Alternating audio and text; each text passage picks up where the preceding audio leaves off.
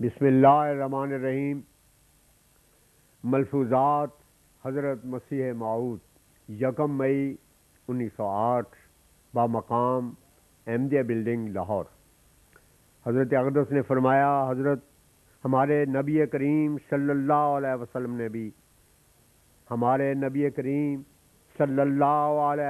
نے بھی جب نبوت کا خط خدا تعالیٰ سے پا کر دعوت اسلام کے خط بادشاہوں کو لکھے تھے تو ان میں سے ایک ہرقل قیصر روم کے نام بھی ایک خط لکھا تھا۔ اس نے پڑھ کر کسی عرب کی جو آپ کی قوم کا ہو تلاش کرائی، چنانچہ چند قریشی جن میں ابو سفیان بھی تھا پیش خدمت کیے گئے۔ ان سے بادشاہ نے چند سوال کیے جن میں یہ بھی تھا کہ اس شخص کے آباء و اجداد میں سے کبھی کسی نے نبوت کا دعویٰ تو نہیں کیا، جس کا جواب نفی میں دیا گیا۔ پھر پوچھا گیا کہ کوئی بادشاہ تو نہیں گزرا اس کے بزرگوں میں، اس کا جواب بھی نفی میں دیا گیا۔ پھر یہ سوال کیا کہ اس شخص کے پیرو کون لوگ ہیں، اس کے جواب میں کہا گیا کہ ان کی پیروی کرنے والے غریب اور کمزور لوگ ہیں۔ پھر اس نے دریافت کیا کہ لڑائیوں میں کیا نتیجہ نکلتا ہے۔ جواب دیا گیا کہ کبھی وہ فتح پاتا ہے اور کبھی ہم کامیاب ہوتے ہیں۔ ان سوالات کے جوابات سن کر قیصر نے اقرار کیا کہ انبیاء ہمیشہ دنیا میں اسی شان میں آیا کرتے ہیں، ان کے ساتھ اول میں ہمیشہ کمزور اور ضعیف لوگ ہی شامل ہوا کرتے ہیں۔ اس شخص نے اپنی فراست صحیحہ سے معلوم کر لیا کہ واقعی یہ شخص سچا نبی ہے اور یہ وہی نبی ہے جس کی پیشگوئی کی گئی ہے۔ چنانچہ اس نے یہ بھی کہا کہ وہ وقت قریب ہے کہ وہ میرے تخت کا بھی مالک ہو جائے گا۔ غرض یہ سنت قدیمہ ہے کہ انبیاء کا ساتھ دینے والے ہمیشہ کمزور اور ضعیف لوگ ہی ہوا کرتے ہیں۔ بڑے بڑے لوگ اس سعادت سے محروم ہی رہ جاتے ہیں، ان کے دلوں میں طرح طرح کے خیالات آتے ہیں اور وہ اپنے آپ کو ان باتوں سے پہلے ہی فارغ و تحصیل سمجھے بیٹھے ہوتے ہیں۔ وہ اپنی بڑائی اور پوشیدہ کبر اور مصیغت کی وجہ سے ایسے حلقے میں بہرنا بھی ہتک اور باعث ننگوار جانتے ہیں جس میں غریب لوگ، مخلص، کمزور مگر خدا تعالیٰ کے پیارے لوگ جمع ہوتے ہیں۔ میں دیکھتا ہوں کہ صدہا لوگ ایسے بھی ہماری جماعت میں داخل ہیں جن کے بدن پر مشکل سے لباس بھی ہوتا ہے، مشکل سے چادر یا پاجامہ بھی ان کو میسر آتا ہے۔ ان کی کوئی جائیداد نہیں مگر ان کے لا انتہا اخلاص اور ارادت سے، محبت اور وفا سے طبیعت میں ایک حیرانی اور تعجب پیدا ہو جاتا ہے جو ان سے وقتاً فوقتاً صادر ہوتی رہتی ہے، یا جس کے آثار ان کے چہروں سے عیاں ہوتے ہیں۔ وہ اپنے ایمان کے ایسے پکے اور یقین کے ایسے سچے اور صدق و ثبات کے ایسے مخلص اور با وفا ہوتے ہیں کہ اگر ان مال و دولت کے بندوں، ان دنیاوی لذات کے دلدادوں کو اس لذت کا علم ہو جائے تو اس کے بدلے میں یہ سب کچھ دینے کو تیار ہو جائیں۔ ان میں سے مثال کے طور پر ایک شخص شہزادہ مولوی عبداللطیف صاحب مرومی کے حالات کو غور سے دیکھ لو کہ کیسا صدق کا پکا اور وفا کا سچا تھا۔ جان تک سے دریغ نہیں کیا، جان دے دی مگر حق کو نہیں چھوڑا۔ ان کی جب مخبری کی گئی اور ان کو امیر کے روبرو پیش کیا گیا تو امیر نے ان سے یہی پوچھا کہ کیا تم نے ایسے شخص کی بیعت کی ہے؟ تو اس نے چونکہ وہ ایک راست باز انسان تھا، صاف کہا کہ ہاں میں نے بیعت کی ہے، مگر نہ تقلیداً اندھادھند بلکہ اعلیٰ وجہ بصیرت اس کی اتباع اختیار کی ہے۔ میں نے دنیا بھر میں اس کی مانند کوئی شخص نہیں دیکھا، مجھے اس سے الگ ہونے سے اس کی راہ میں جان دے دینا بہتر ہے۔ غرض مرحوم اس بات کا ایک نمونہ چھوڑ گئے ہیں کہ ہمارے تعلق رکھنے والے کیسے صادق الایمان اور صادق الاعتقاد ہیں۔ اصل بات یہ ہے کہ مشکلات صرف یہی ہیں کہ لوگوں کو امور دینی میں تدبر کرنا اور خدا سے ڈر کر کسی معاملے میں غور کرنا اور حق و باطل میں امتیاز چاہنا اور یہ طلب رکھنا کہ آیا یہ سلسلہ خدا تعالیٰ کی طرف سے ہے یا نہیں، اس طرف توجہ ہی نہیں۔ مگر یاد رکھو کہ اللہ تعالیٰ کا یہ فعل آبس نہیں بلکہ اس نے حق و حکمت سے یہ سلسلہ قائم کیا ہے اور ضرورت حق کے وقت اس کو کھڑا کیا ہے۔ پس وہ منکروں سے ضرور مطالبہ کرے گا۔ مار صلی اللہ رسولا الا اخذا بہ قوما لا یؤمنون۔ یاد رکھو کہ دنیا میں ایسا کوئی بھی نبی یا رسول نہیں گزرا جس کے منکروں کو خدا تعالیٰ نے ذلت اور رسوائی کا عذاب نہ دیا ہو۔ یہ ضروری اور لازمی ہوتا ہے کہ رسول کی حجت پوری کر دینے کے بعد منکر قوم کو حق و باطل میں امتیاز پیدا کرنے کے واسطے عذاب دیا جاوے۔ خدا تعالیٰ کے نزدیک دو بڑے ہی سخت گناہ ہیں، اول افتراء اور تقول علی اللہ، یعنی یہ کہ کوئی شخص دعویٰ کرے کہ خدا تعالیٰ مجھ سے ہم کلام ہوتا ہے یا وحی اور الہام کرتا ہے، حالانکہ اسے نہ کوئی وحی ہوتی ہے اور نہ الہام اور نہ خدا سے کبھی ہم کلام ہوا، حتیٰ کہ جھوٹی خواب کا بنا لینا بھی اسی میں داخل ہے۔ غرض ایک تو یہ امر کہ خدا پر افطرا کرنا، حالانکہ خدا تعالیٰ جانتا ہے کہ وہ کاذب ہے۔ دوسرے وہ شخص خدا تعالیٰ کے بڑے سخت غضب اور عتاب کا مورد ہوگا جو ایک صادق اور خدا تعالیٰ کی طرف سے آنے والے کا انکار کرتا ہے۔ بہرحال ہمارا مطلب یہ ہے کہ یہ بات ہمیشہ سے چلی آئی ہے، اور اس زمانے میں خدا تعالیٰ نے عملی طور پر ایک سلسلہ نبوت قائم کر کے دکھا دیا ہے۔ اس سے اس قدر فائدہ تو اٹھانا چاہیے کہ جہاں اور اپنے دنیاوی کاروبار کے واسطے اتنی سرگردانی اور محنت اور کوشش کرتے ہو، اس بات کی بھی تو کچھ تحقیق کرو کہ آیا جو اپنے کاروبار کو خدا تعالیٰ کی طرف منسوب کرتا ہے اور اتنا بڑا دعویٰ پیش کرتا ہے، اتنا تو معلوم کر لیں کہ یہ صادق ہے یا کاذب ہے۔ پھر خدا تعالیٰ فرماتا ہے کہ جو شخص میرے رسول کی نافرمانی کرے گا میں اس کو نہیں چھوڑوں گا جب تک اس سے اس انکار کا مطالبہ نہ کر لوں۔ معمولی حکام اور گورنمنٹ بھی اپنے احکام کی تاخیر کرنے والوں اور باغیوں کو بغیر سزا نہیں چھوڑتی، تو پھر وہ جو خدا ہے اور حاکم الحاکمین ہے، ذرہ ذرہ اسی کے قبضے قدرت میں ہے، تو پھر اس کے مرسل کے نافرمانی اور اس کے احکام کی حد کرنے والا کس طرح امن میں رہ سکتا ہے؟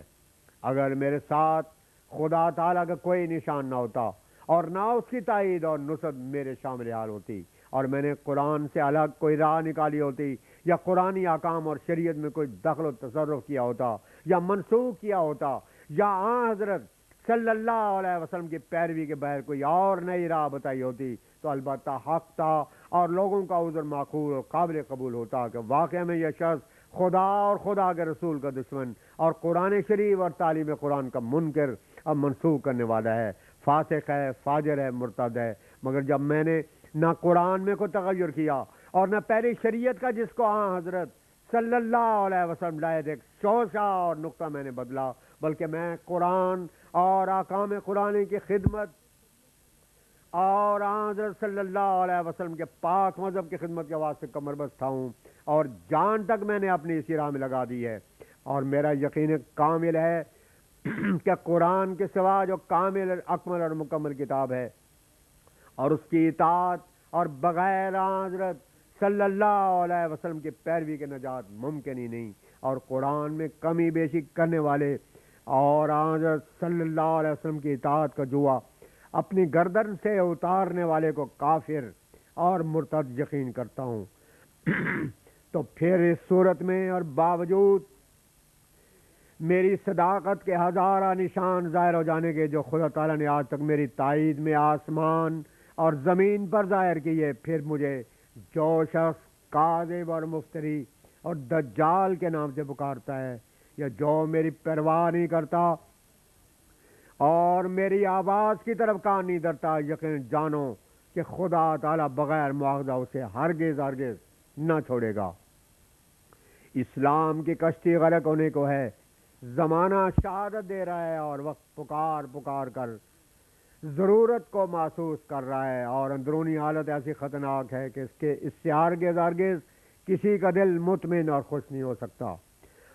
بیرونی حملے ایسے خطرناک ہیں کہ قریب ہے کہ اسلام کو بے خبن سے اکھاڑ پھینکے۔ تو کیا اب بھی وہ وقت نہیں آیا کہ کسی کو خدا تعالیٰ اسلام کی حمایت کے واسطے مبعوث فرماتا اور کوئی مجدد بھیجتا جو اسلام کی ڈوبتی ناؤ کو سنبھال لیتا؟ صدی کا سر بھی گزر گیا مگر کل وعدے جھوٹے جھوٹے نکلے۔ تو پھر تم ہی تو بتاؤ، کیا ابھی وہ وقت نہیں کہ خدا اسلام کی خبر گیری کرتا؟ کیا کوئی اس سے بھی زیادہ خطرناک اور نازک حالت ہوگی؟ کیا جب اسلام بالکل ہی مر جاوے گا اور اس میں کوئی دم باقی نہ رہ جائے گا، اس وقت کوئی آوے گا، پھر ایسے آنے والے سے کیا فائدہ اور کیا حاصل؟ یاد رکھو، اگر میں جھوٹا ہوں تو پھر اسلام بھی جھوٹا ہے، اور اگر اسلام بھی دوسروں کی طرح ایک مردہ مذہب ہے تو پھر اسلام میں کیا بڑائی ہے اور اس کی کیا خصوصیت؟ توحید جس کا تم کو ناز ہے، اس کے تو برہمو اور آریہ بھی دعوے دار ہیں۔ ایک شخص نے اسی لاہور میں ایک دفعہ لیکچر دیا تھا کہ ہم لوگ لا الہ الا اللہ کے قائل ہیں، پھر ہمیں محمد رسول اللہ کی کیا حاجت ہے؟ جب یہ صورت ہے اور توحید کے اور مذاہب کے بھی قائل ہیں تو پھر تم میں اور تمہارے غیروں میں مابل امتیاز کیا ہوا؟ اگر یہی جہاد وغیرہ کے عقائد ہی مابل امتیاز ہیں تو پھر یاد رکھو کہ یہ سب غلطی ہے، اور اس سے تم اسلام کے حامی نہیں بلکہ دشمن ہو، اسلام کو بدنام کرتے ہو۔ دیکھو اگر ہمیں اس بات کے علم ہوتا کہ واقعہ میں قرآن شریف کی یہی منشا ہے تو پھر ہم اس ملک کے باہر چلے جاتے اور ایسی جگہ اپنی قیام گاہ بناتے جہاں سے ہمیں ان احکام کی ادائیگی میں ہر طرح کی سہولت اور آسانی ہوتی، اور خوب دل کھول کر ان احکام کو بجا لاتے۔ مگر میں سچ کہتا ہوں کہ قرآن کا یہ منشا نہیں جو بدقسمتی سے بعض نادان ملانوں نے سمجھا ہے۔ اصل بات یہ ہے کہ حضرت صلی اللہ علیہ وسلم کو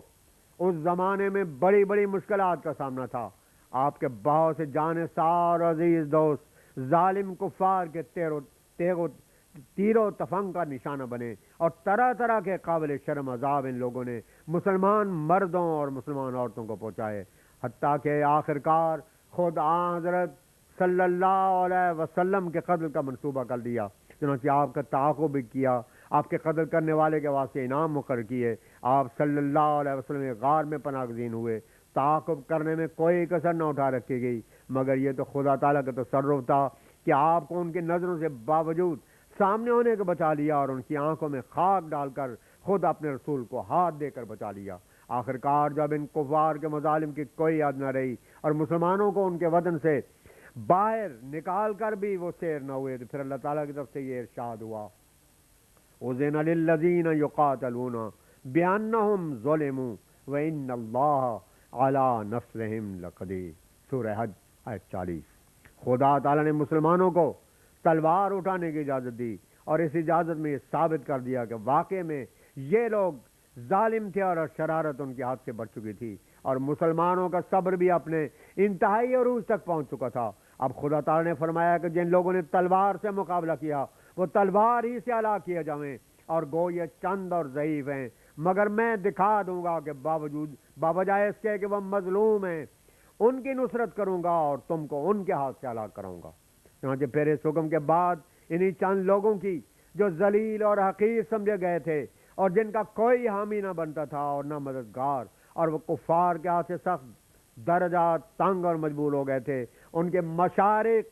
اور مغارب میں دھاک بیٹھ گئی، اور اس طرح سے خدا نے ان کی نصرت کر کے دنیا پر ظاہر کر دیا کہ واقعی وہ مظلوم تھے۔ غرض ہر طرح سے ہر رنگ میں اور ہر پہلو پر نظر ڈال کر دیکھ لو، واقع میں اس وقت مسلمان مظلوم تھے یا کہ نہیں؟ اگر خدا تعالیٰ ایسے خطرناک اور نازک وقت میں بھی ان چند کمزور مسلمانوں کو اپنی حفاظت جان کے واسطے تلوار اٹھانے اور دفاعی طور سے لڑائی کرنے کی اجازت نہ دیتا تو کیا ان کو دنیا کے تختہ سے نابود ہی کر دیتا؟ تو پھر اس حالت میں ان کا تلوار اٹھانا جبکہ ہر طرح سے ان کا حق تھا کہ وہ تلوار اٹھاتے، کیا شرن اور کیا عرفن، مگر وہ بھی آج کے نشان اعتراض بنا ہوا ہے، اور متعصب اور جاہل دشمن اب تک اس کو نہیں بھولتے۔ تو کیا اب یہ لوگ خونی مادی کا عقیدہ پیش کر کے ان کے ان اعتراضوں کو پھر تازہ کرتے اور مسلمانوں سے متنفر کرنا چاہتے ہیں؟ دیکھو مہدی کے بارے میں حضرت صلی اللہ علیہ وسلم نے خود صاف فرمایا ہے کہ یازا الحربا، وہ جنگ کا خاتمہ کر دے گا، اور وہ جنگ ایک علمی جنگ ہوگی، قلم تلوار کا کام کرے گی، اور اسرار روحانی، برکات سماوی اور نشانات اقتداری سے دنیا کو فتح کیا جائے گا، اور تازہ بتازہ غیبی پیشگوئیوں اور تائیدات خدائی سے سچے مذہب کو ممتاز کر کے دکھایا جائے گا۔ یہ کہہ دینا کہ معجزات سابقہ ہمارے پاس موجود ہیں کافی نہیں۔ یاد رکھو ہندوؤں کے پستکوں اور عیسائیوں اور یہودیوں کی کتابوں کے قصے کہانیوں سے بڑھ کر تمہارے پاس بھی کچھ نہیں۔ اگر تم قصے پیش کرو گے تو وہ تم سے بڑھ چڑھ کر قصے پیش کر سکتے ہیں۔ اگر اسلام کی سچائی کا معیار بھی صرف قصے کہانیوں کی بنا پر رہ گیا ہے تو پھر یاد رکھو کہ یہ امر مشتبہ ہے۔